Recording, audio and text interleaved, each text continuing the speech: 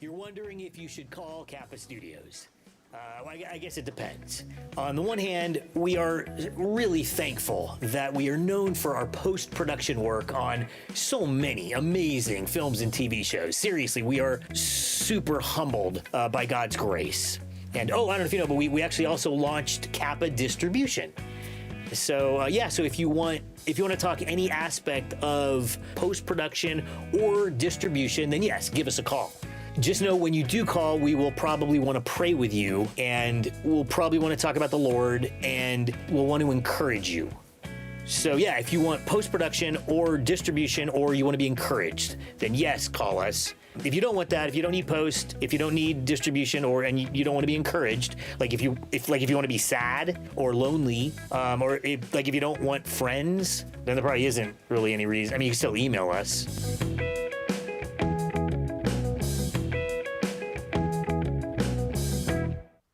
Hello. I'm George Escobar. I am a friend of Kappa Studios. We're going to be doing some projects with them. And they're not here, but I want to talk a little bit about them because I know them personally. That was Brad Silverman. He's an amazing director, filmmaker himself, and Paul Long, who is the founder of Kappa Studios. The main thing I want you to take away from what you saw is their heart. They love the Lord. They love filmmakers, and they want to work with you at whatever level you're at. So have a conversation with them, even at the beginning of your project, because they'll be able to guide you and give you advice and give you some, just level set some expectations. They also have a lot of resources for you that may not necessarily be on their website or clear on their website, that they can talk to you beyond distribution with respect to financing post-production. They have methods and mechanisms for doing that. So be sure to check out Kappa Studios. It's a great post-production house right in the middle of Burbank. So if you're there, you are surrounded by all the major studios and right next to Burbank Airport as well. So that's the pitch for Kappa Studios. Thank you, George.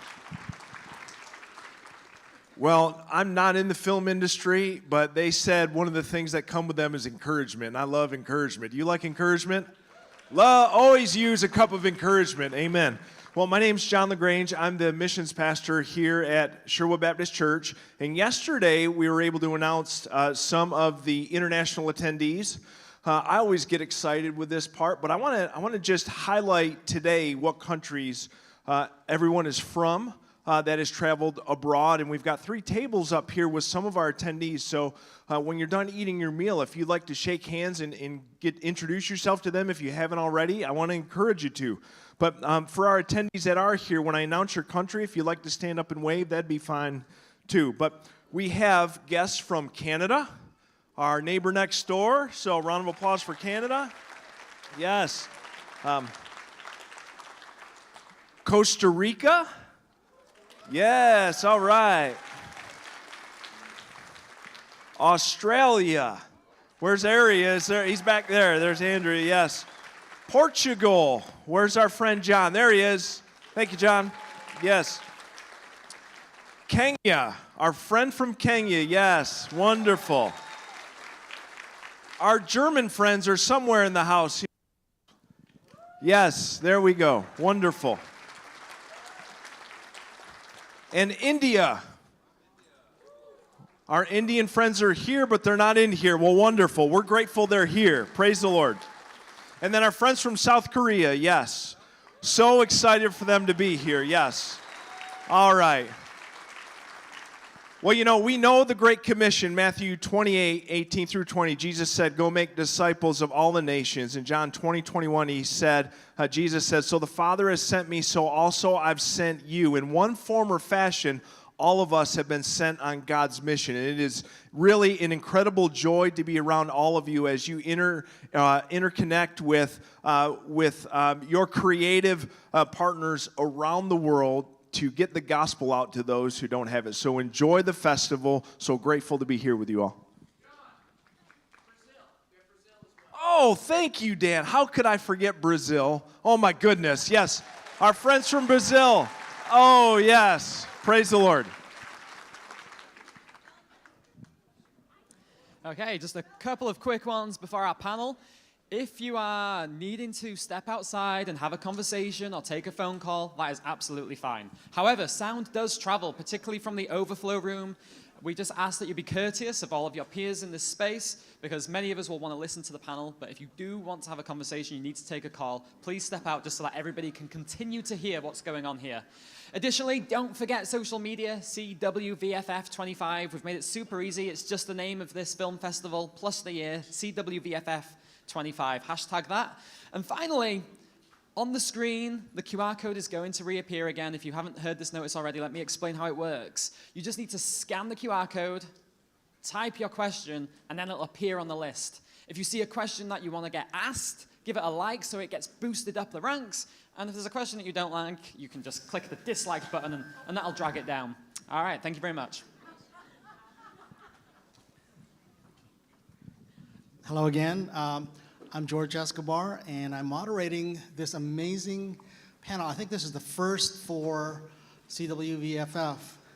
And I am not experienced in this at all. I am dangerously knowledgeable because I've read and watched all these YouTube videos, but I'm not a practitioner.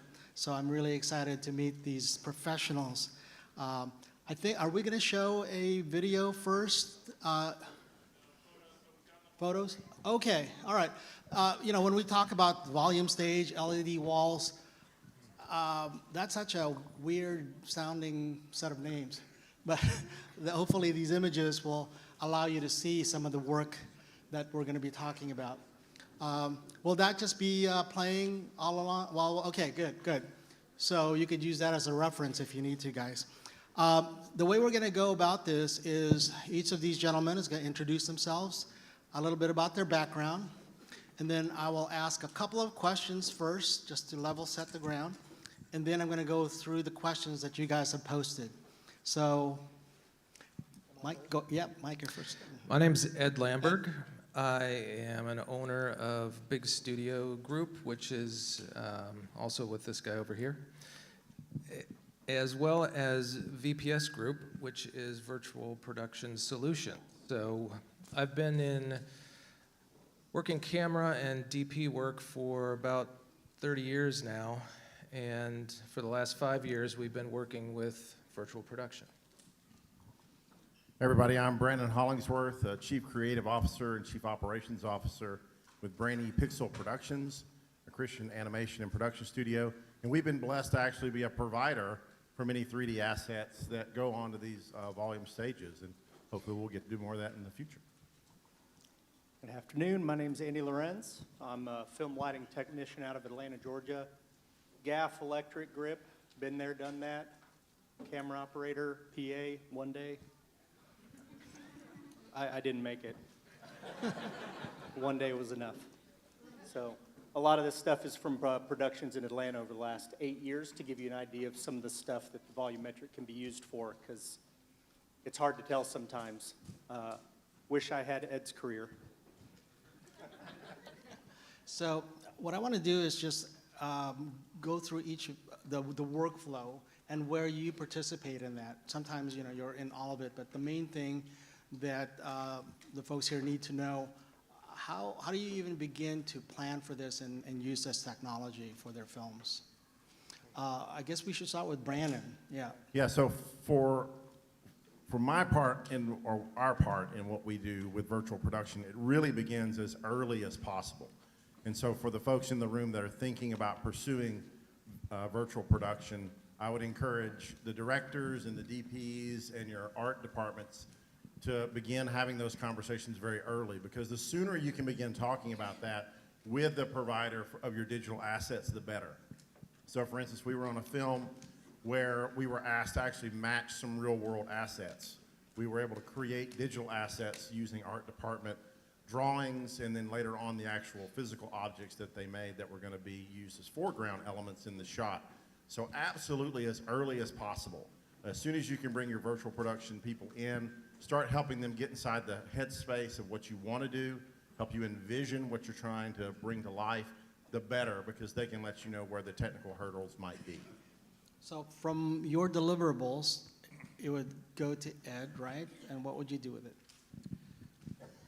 Well, we look at things from the standpoint of, unfortunately, budget is usually your first item on the list, and that is, can shooting something in a practical environment outweigh the cost of shooting it on a virtual environment? And so usually, especially in films, being able to bring stuff on stage and therefore using elements from Brennan or even plates that are shot in the environments that you want can be projected on those walls. That gives your actors more time to be able to hit those marks, to be able to hit those lines the way that you want them to be done.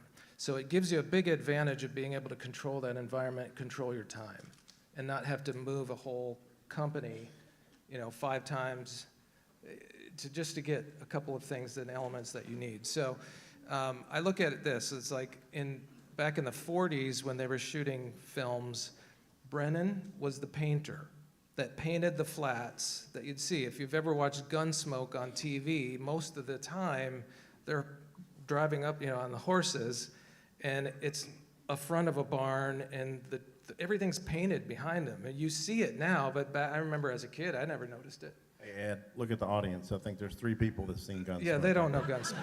Yeah. Oh, look at it. See, they do. Anyway, back in the 40s, I wasn't there either, but looking at those old movies, it moved to green screen. And then from green screen's not fun to use because actors can't interact with that environment. They don't see what's there. And so LED does bring a whole different world back into production on stage, bring the world back on stage. I think that's kind of the thought. So it's like what Brandon said. There was actually a precursor to green screen, which is rear screen projection and front screen projection for a lot of Alfred Hitchcock films. He used that technique quite a bit. So I want to know, why would you even want to use this technology for a movie like Flight Risk? Don't they just want to stay up in the air the whole time for like 90% of the movie? Tell us what happens now that you've got the plates, you've shot the plates.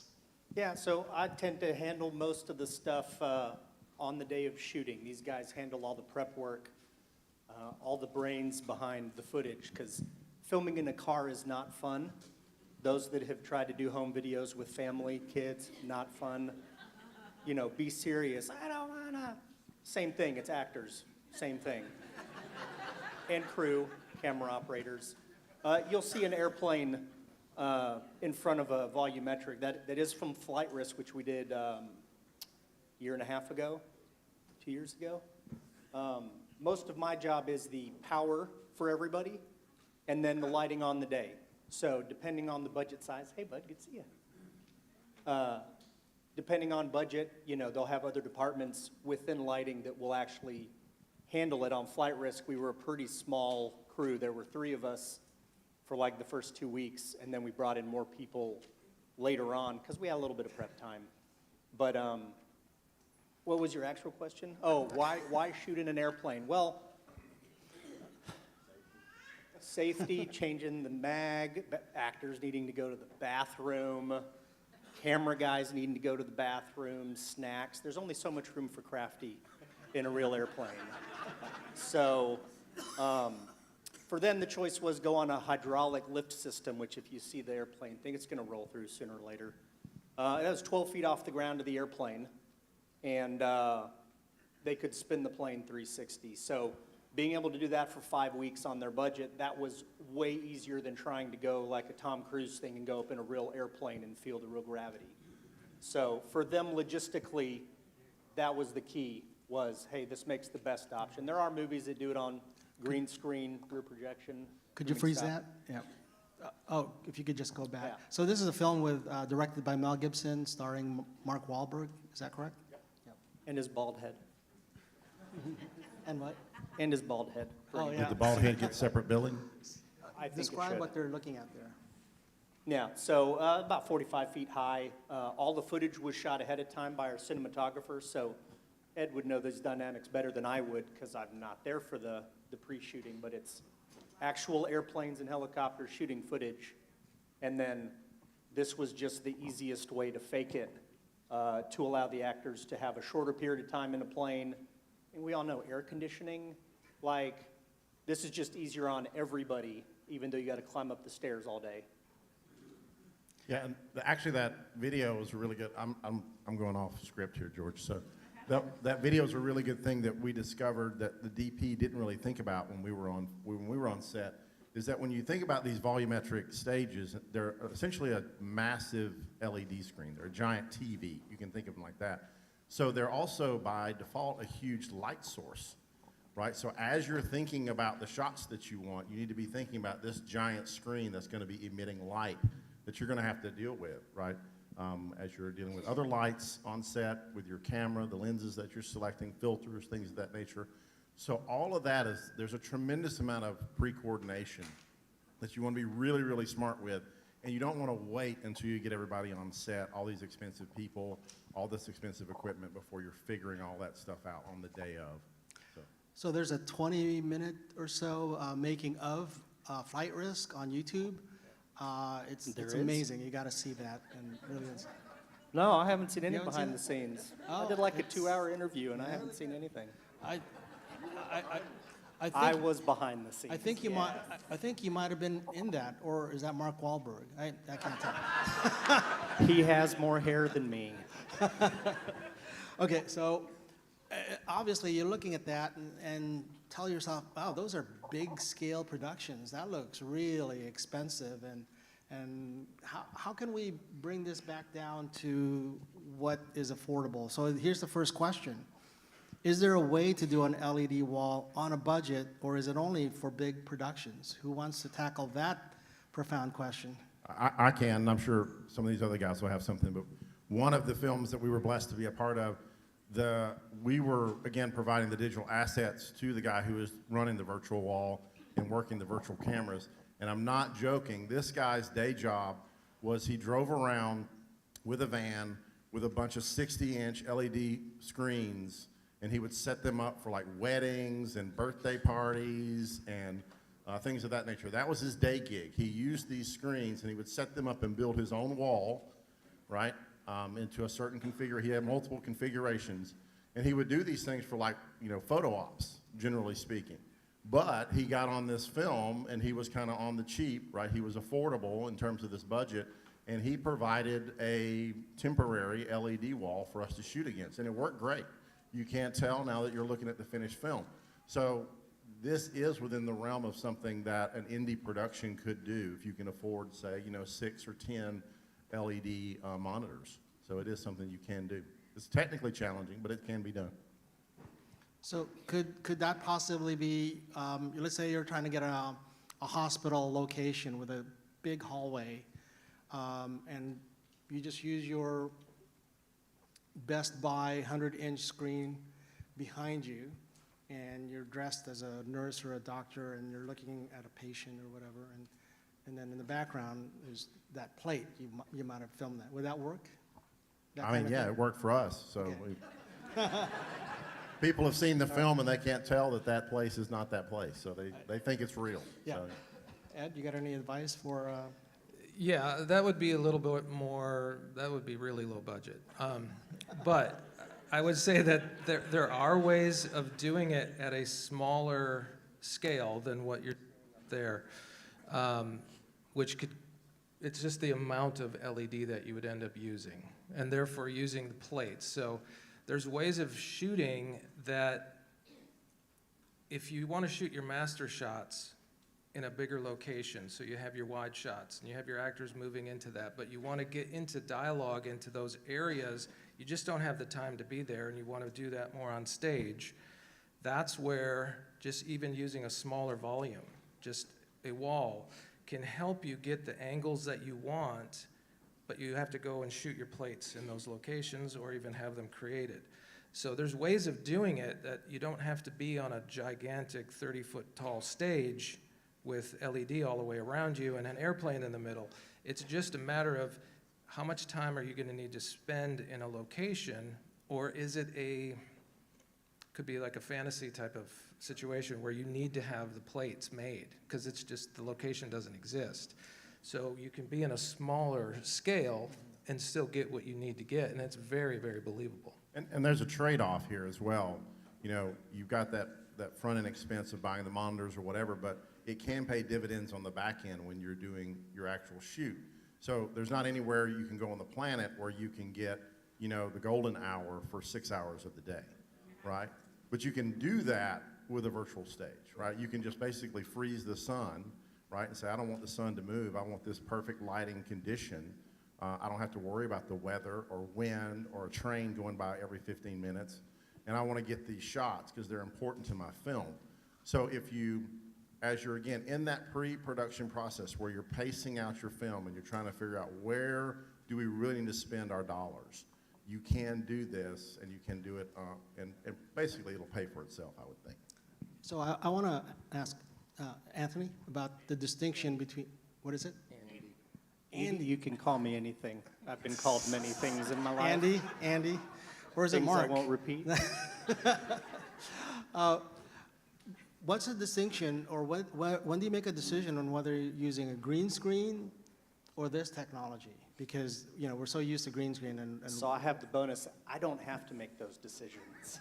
I get told what we're doing, and then I get to go, well, you need all this to make it happen. Flight risk, example. We were filming in a band practice stage, not a lot of power. That LED wall fit a Cessna. Granted, they cut 7 feet off the wings, but it fit an airplane. But it didn't have enough power for us, so we had to run 2 generators the entire time. So we still did a couple moments with blue screen and green screen. Primarily, we put it on the wall. But even when we're doing blue screen, green screen, from our perspective, we're doing the lighting. For us, the problem becomes the prep and the planning. If you don't know what you're getting and you're not maximizing your time, then we're wasting your money because we don't have any options. So, you know, they're talking about, you know, shooting a wide shot. There's TV shows.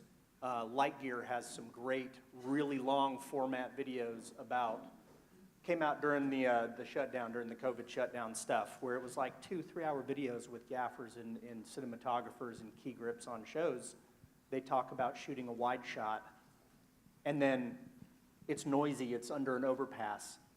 They go back to stage and they shoot green screen, and then they've already shot the plates when they were there. They didn't shoot any scene there, 2 people sitting in a car, but now the whole crew doesn't have to sit there. So from my end, it's all about the decisions more important people make, we got to deal with the consequences of. So if you're looking at not wasting money listening to guys that have companies that know how to maximize your funds, you know, you want to use it, you have a limited time, maybe you have some budget and you're like, well, I want to shoot an entire movie in a boat. How often in a boat are you looking out the little small portholes? Is it important to have a video wall there? Is it important to have any video there? Is it just blown out? Are you underwater? You know, all those types of things should enter, you know, if you're conceptualizing an entire project, you still got to think about where people plugging in their phones. You still got to think about all the other dynamics. And that helps you maybe in your concept eliminating like, well, you know what, maybe I don't need a 45-foot high by 280-degree wall.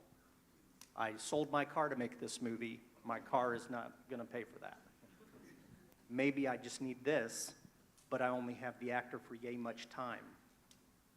You know, maybe I can shoot all this other stuff with a lookalike because the actor's overseas on something else, and we can get some plate footage and have an 8-foot by 8-foot wall. You know, those are all, it all comes down to logistics. So from a production crew perspective and sort of your crew base or even additional training and learning for crew, how does this change that makeup or the training or the people that you would bring onto your production if you're committed to using the volume? Anybody can talk about that? Well, I'll add this. It does, lighting is different for lighting LED. You don't want to light the wall, you want to light the subjects. So if you're used to doing a documentary type of film and you're putting up magic cloth and shooting a big source through it and it just looks beautiful and soft, you're not going to want to do that in front of of an LED wall, but you can still achieve the same outcome. You just have to change a little bit of how you light it. You agree? Yeah, and there's also the misnomer of you don't need to light when you use volumetric. Not as much, So- correct. That's correct, yep. Yeah, and I think I would add, build in some time for your director and your DP to play, right? Because what's going to happen is they're going to roll in and they're going to have this awesome volume stage thing going on. Don't let them play. No, you need to let them play. If you're the technical guy who's like, oh, you know, like, hey, we need to make this smoke move a different way, and I'm talking about real-time stuff, right? We've done some real-time stuff. Like, I don't want that smoke blowing across the horizon at that point, right? You need to let the DP and the director get in there and just really play around with it, look around and see how it's going to behave, you know, set up some shots, let them get a feel for it, because they're going to want to tinker, right? That's every director and every DP on the planet. They're going to want to play with it and make it their own. So build in some test time for them to get in there and play, because you're going to need to shift some things. And then for our perspective, again, we were also working with the art department, and we had some foreground elements, and like we were putting down sand on the ground, and you know, to make it look like the foreground was blending in seamlessly with the background. And that took a little bit of time, you know, getting that proper, you know, the pitch of the stage so that it looked like it transitioned seamlessly into the horizon. That took a little bit of time. So build in a little extra time. It's not like it's plug and play. You're not going to roll something in there, plug it in, it's going to be perfect immediately. You're going to have to tinker with it. So I want to expand a little bit more. You used that word real time.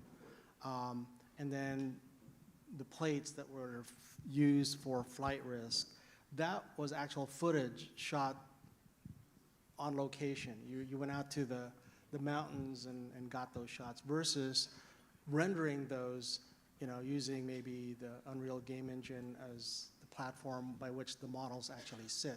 Those are two different things, right?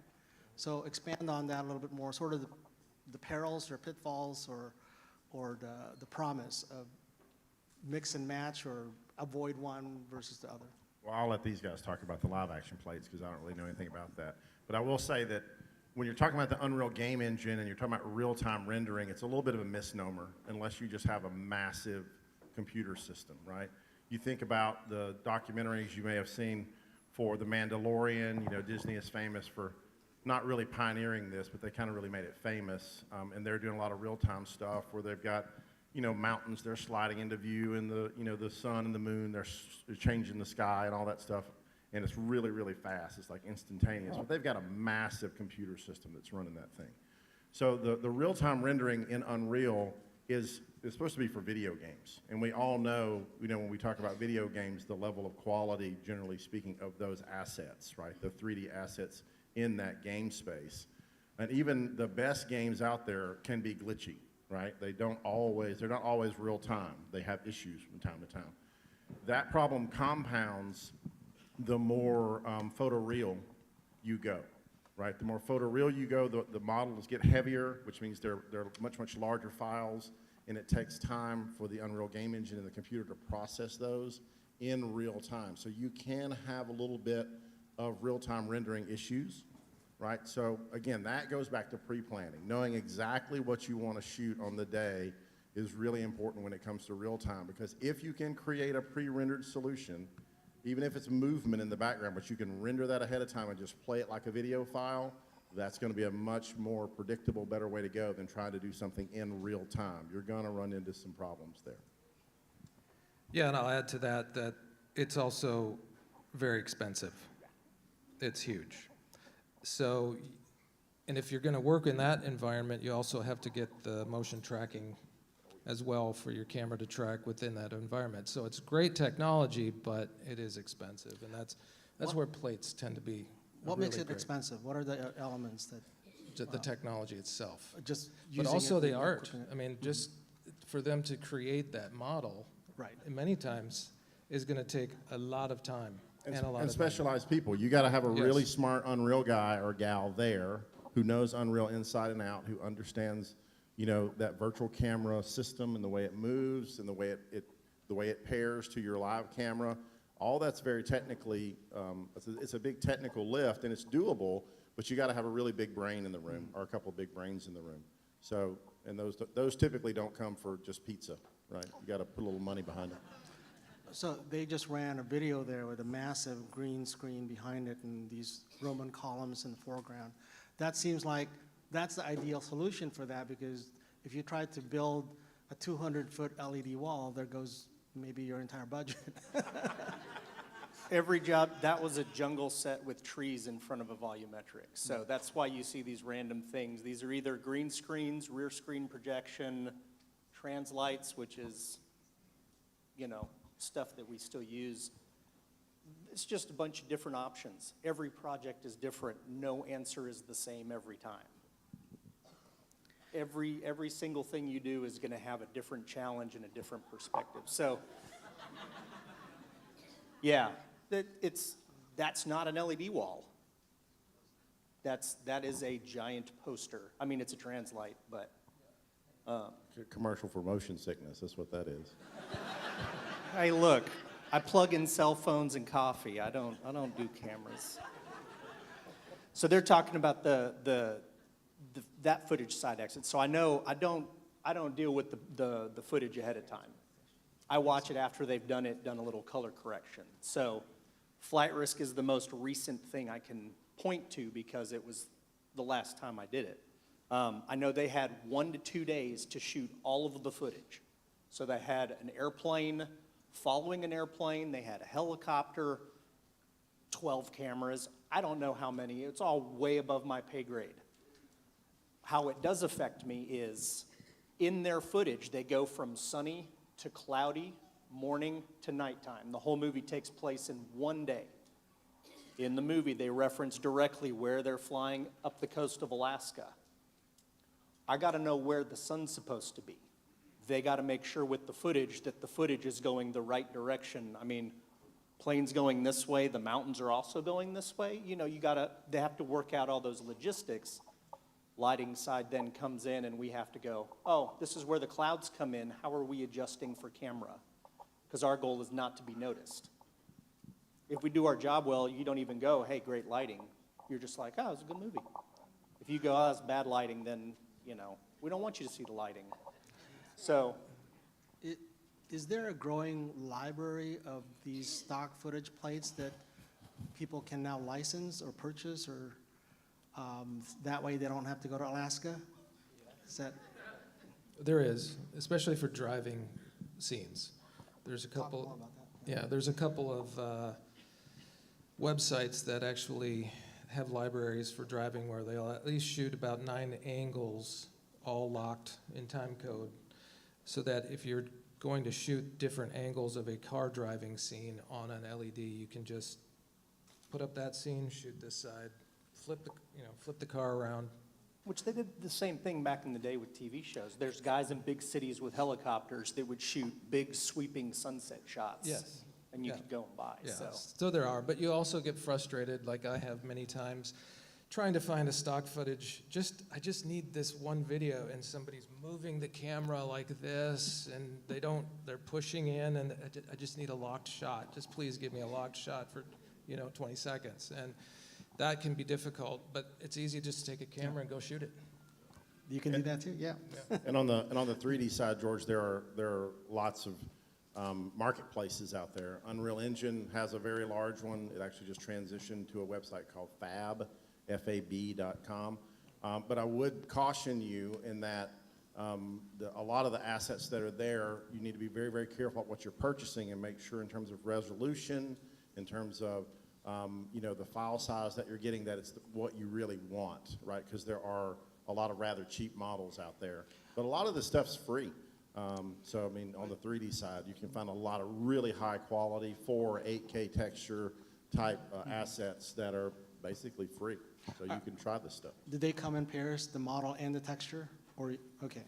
Well, I mean, yeah, the models typically have textures, but You can buy that's the more. quality at most of the film stuff that's being done right now on the 3D side. So here's a question that has 16 thumbs up, which is, what are the important limitations of this technology? And I want to frame that a little bit more. Limitations not on all the things that we've talked about, which is it's really expensive, and so you may look for, but things like where can you actually place your camera so that it doesn't get the moire effect and the dot pitch size, and like you talked a little bit about lighting. So give us a sense of all of these other things that you have to consider. It's not just plug and play. Yep. I'll start. So a couple of the things are, like you mentioned, the pitch of the pixel itself. When Mandalorian came out, it was mainly event usage is what they had LED for. So they were using LEDs that were mainly for big events, live events. It wasn't made to look great on camera. It was just made to look good far away. So they had to deal with a lot of limitations at that time. Now, technology's gotten better. We've even made advancements to that technology as well, so it looks better on camera. But smaller your pixel is, the less you're going to deal with the moire. The reflection problems, a lot of the event tiles were made shiny. They weren't made with a matte finish on them, so everything reflected off of them. You'd put a light up here, and you see the light and reflection in the back of the wall. So those are some basic ones, as well as the scan rate, how fast the scan is on the wall, how fast the refresh rate is on the wall. And we're making a lot of leaps and bounds in that technology as well. So those are just some of the limitations. So those scan rates have to Not match. every LED is the same. Yeah. Yeah. All of those things have to match with the capacity, capability of the camera. Plus, because they can gen lock the camera and the wall together. So there's all kinds of different things that can be done in that. Yeah, and I'll just give a shout out for the guys at Big Studio Group. They've got amazing walls there. So if you're looking for somebody, take a trip up to Hendersonville. I would say from our perspective on the asset providing side, it's really about finding the right model at the right resolution, at the right quality level that you need. And that can be tricky, and sometimes you might have to mod an existing model that you find that maybe you like, or have a new one made from scratch. And again, that can be pricey, so just bear that in mind. But from our perspective, that's kind of the big challenges. Andy, did you have anything? Because I've got a question. I mean, it's an interesting question, because I view it from, if you're focusing on using the technology over making a good story, you're off the deep end already. So this goes with all the new, look, I love this stuff. I love light. I love lamp. Like, lighting is one of my favorite things to do. It's so fun to just make things pretty, make things ugly, give you an emotional feel.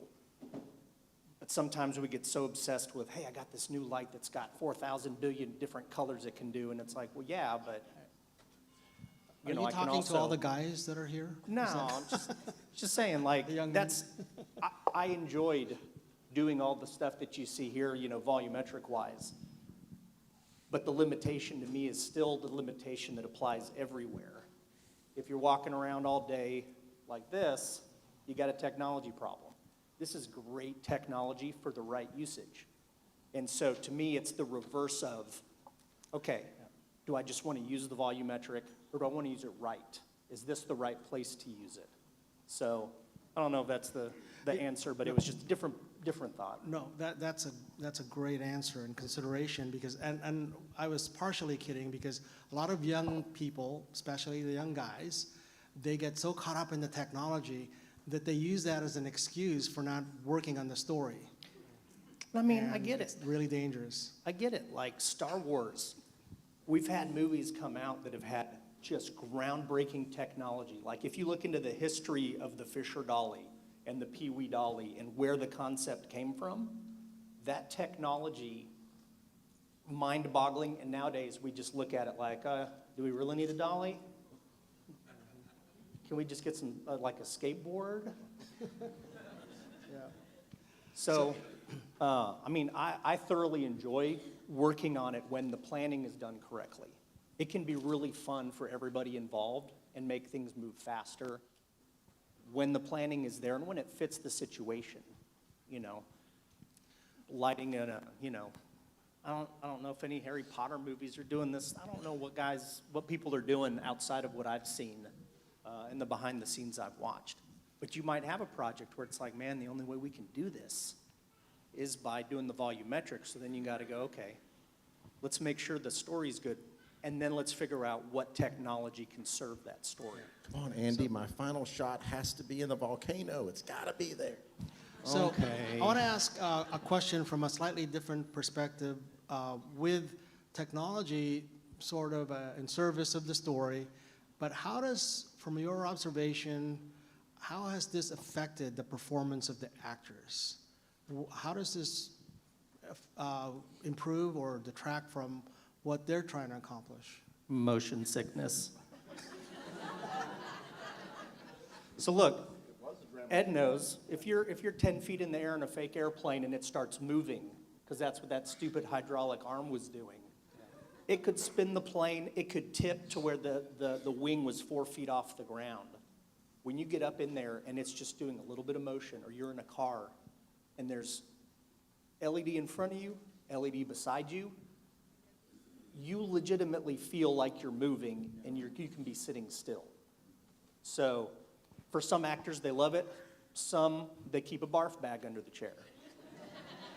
Because then you see people walking around you right there. So Ed can have the serious answers.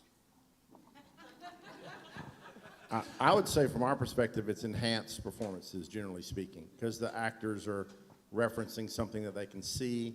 I mean, I know that actors use their imagination, that's their kind of stock and trade, but having something that's there, right, especially in terms of direction, it's like, oh, okay, well, there's the sun, right? Okay, I get it. So it's enhanced performances generally from our perspective. Yeah, performance, but also you get the opportunity to not have to go into post and add it in green screen and try to match it. So being able to capture something in camera is also a huge advantage. And I'll do a quick footnote. Depending on how integrated your actors are with your process, right? If you can show them pre-production, stills, or you can show them pre-production animatics of what it's going to look like, that also can really help them start to get into the headspace of, oh, okay, that's what that volcano scene's going to be. I got it. I'm going to start getting prepared for that. So, got a question here. Make sure it doesn't go away. What skills should the young filmmakers here at CWVFF be developing in order to employ this in the future, hopefully the near future? I would say, obviously, focus on the story, as Andy said earlier, always. And as we've heard over and over again in the conference so far, is that we need to focus on those stories, but also start getting informed, right? I think one of the opportunities that we have in the Christian space is we're not quite so far behind as usual with this technology, right? Oftentimes we're about 10 to 15 years behind the curve, and I think we're catching up quicker when it comes to virtual production. So learn as much as you can, ask questions, and network with people who are doing this, right? Volunteer to be on set, just to be around this stuff and learn. Just so you can start hearing the terms, the jargon, see how it works in real life, because I'm so glad George asked to have some visuals up here, because it's hard to get your head around, even in a space like this. But it's even harder when it's even easier when you go to a virtual stage and you see what you can really do. It really kind of opens up your mind as to the possibilities. There's a question. They were laughing at me. You didn't Yeah. get to see it. Well, that's performance. Can I see it later? So I'm not sure what this question is about, but I'm going to go ahead and ask it because it must be important to 11 people in the room, which is, can you film real explosions without damaging the screen? Are you going to blow up the screen, or is it the light source? Or I don't understand the question. I don't- Are you I don't either. exploding something real, or? It says, can you film real explosions without damaging the screen? Who raised that question and explained, asked? Anybody care to? Nobody's going to Okay, claim it. there you go. There's the guy. CW, whoop, whoop.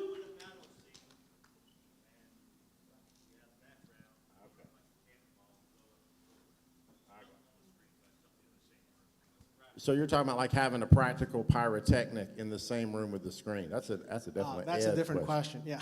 Well, I a can good answer. question, I can though. answer Really that good, like this. yeah. So we worked on a Netflix movie, White Noise, and they wanted rain on the car, and the wall was right next to the car, putting reflections on it, and they ruined the screen because they let it rain on the screen. So that would be a don't explode anything next to it because it will break. So that would be a CG thing I would think you'd want to add later. So yeah, I mean that's. Unless you have a really big budget. And if so, blow it all up.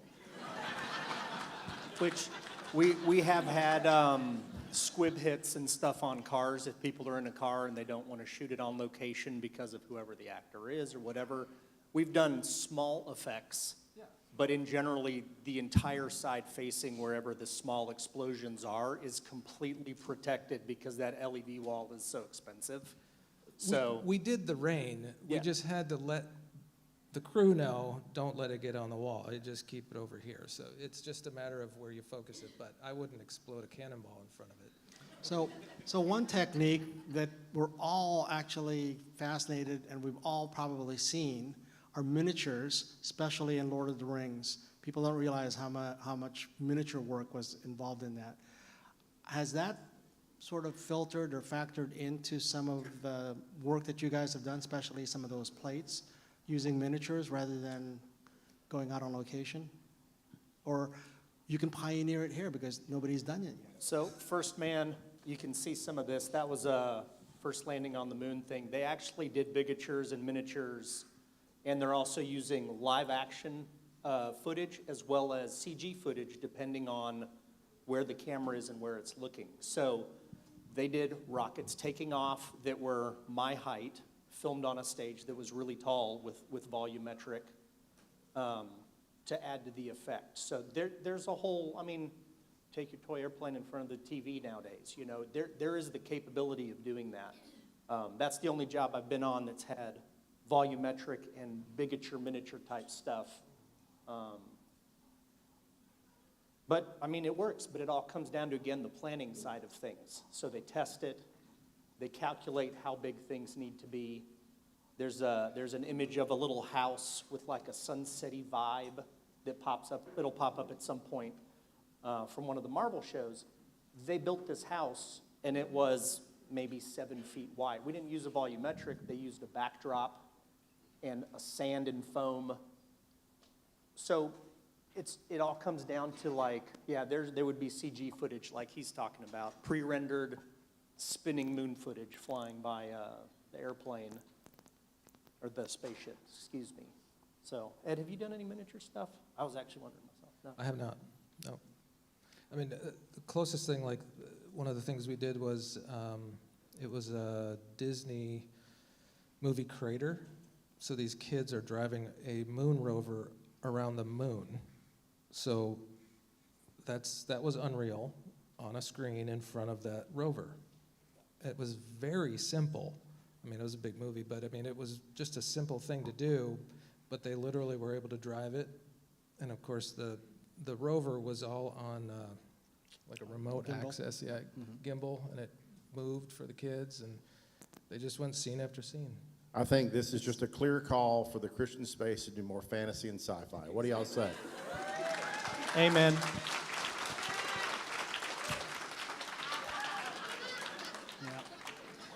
I'm a good dwarf. Here's a creative question. How does real-time rendering in a virtual production environment affect the director's and cinematographers' creative control? Creative control. So I would say it kind of opens it up. It really gives them a large amount of control, although I'm not sure that's really what you want to do. I don't know if you want to give them that measure of control, because they can kind of go crazy with it. I'll give you an example. So one of the films that we were on, we had a lot of pre-production conversations with the DP and the director, and we told them ahead of time, look, hey, once we kind of get this locked off and we know exactly what you want, we're just going to build what you see, right? We're not going to build the entire universe, the entire 3D universe, because you don't have the budget for that. So we understand their camera shots, their angles, exactly what their framing is, what they want to see in the lens, and that's all we go build. We don't build anything else. Immediately, first thing that happens is the DP comes in and says, oh, I want to climb a ladder and put the camera up here and point down like this, and we're like, no, you cannot do that, right? That was not part of what you asked us to build, so nothing exists over there, right? It's just black. So sometimes when you give them this kind of full control, it can run off the rails. So I will add this as well. Even when shooting plates, you have to pre-plan all of that. And we just shot some plates last night, or yesterday morning, actually, yesterday morning. And the interesting thing is that you could put your stand-ins in and say, okay, this is where we're going to shoot, this is what that's going to look like. But when you get back on the screen, you look at it and you go, now you can actually light this. It actually turns out you can have a little bit more cinematic control because you're not having to bring all this lighting or negative fill out in the daytime, so to speak. So it does give you more control in some ways, but where it doesn't give you control is if you didn't plan for that shot to be at this level, you can't just go change it very easily because that plate's been shot a certain way. So there is some, and it's just about planning. Andy, this question, I want you to answer this from the perspective of flight risk, okay? The question is, what are the primary saving benefits of virtual production, and at what budget level does it become a viable alternative? So for flight risk, they could have, actually flew up there for days and hours. Well, I mean, there's other movies that have shot with translights. There's a Tom Cruise movie from years ago, a sci-fi, where they projected Oblivion? Oblivion. Perfect example. So, I mean, granted, that's huge. Flight risk was not, it's huge to what we would consider huge. It's like a $25 million job. That's huge in some aspects, but in the realm of film, like that's pennies compared to, Marvel productions and stuff. So, is the question still up there so I can make sure What are the primary cost-saving benefits of virtual production? In reality, to me, it always comes down to does this technology best serve your product? Like I was saying, you're doing a movie in an airplane, shooting in a real airplane in the air. Yes, you could do it. Is it going to be the most fun ever for everybody? Probably not. Logistically, a nightmare. Safety-wise, a nightmare. So in that situation, it is a cost-saving benefit. There are movies that have done green screen, rear screen projection. You can do it other ways too, but they also have their negatives and positives. Shooting on green screen, the show I was on in the fall, they have their in-house CG group that does all their computer graphics, one of the big studios.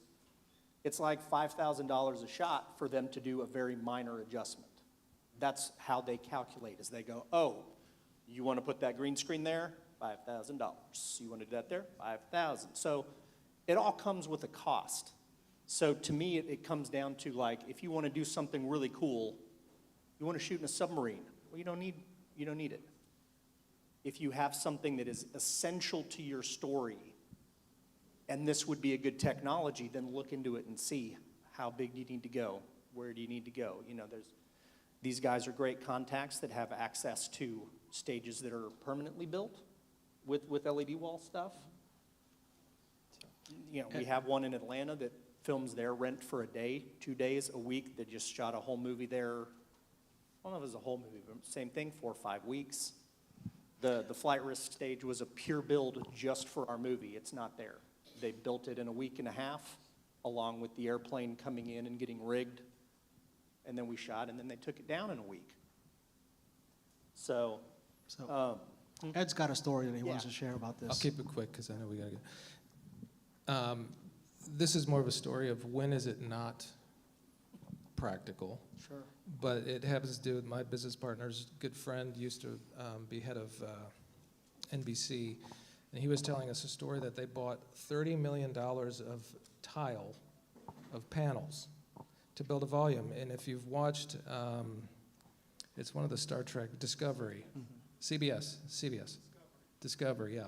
So the Discovery, Star Trek Discovery was shot on this volume, so all of those great shots that you see in space and looking out the windows is all that.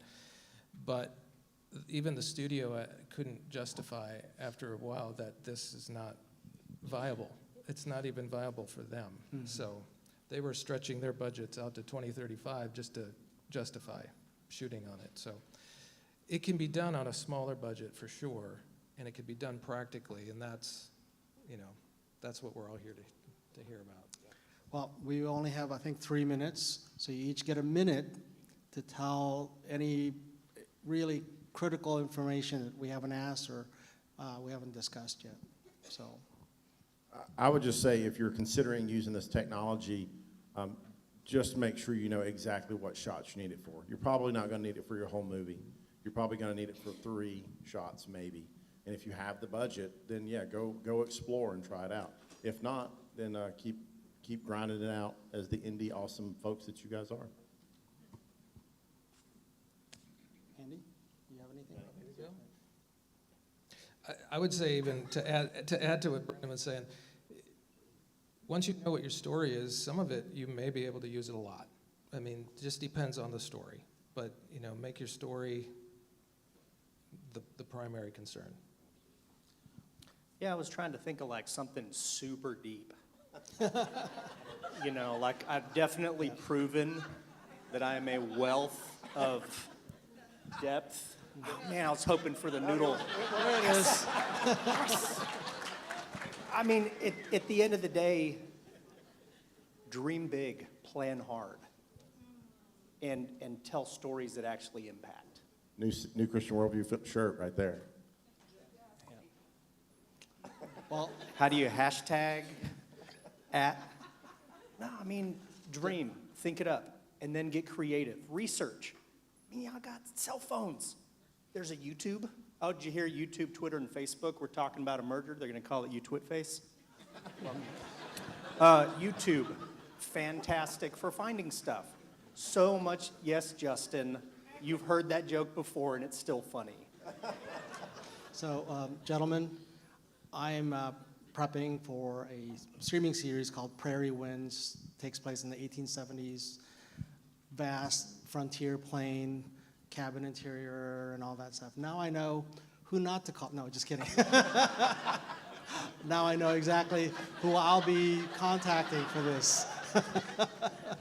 Thank you so much. You guys are a great, great knowledge base. Thank you.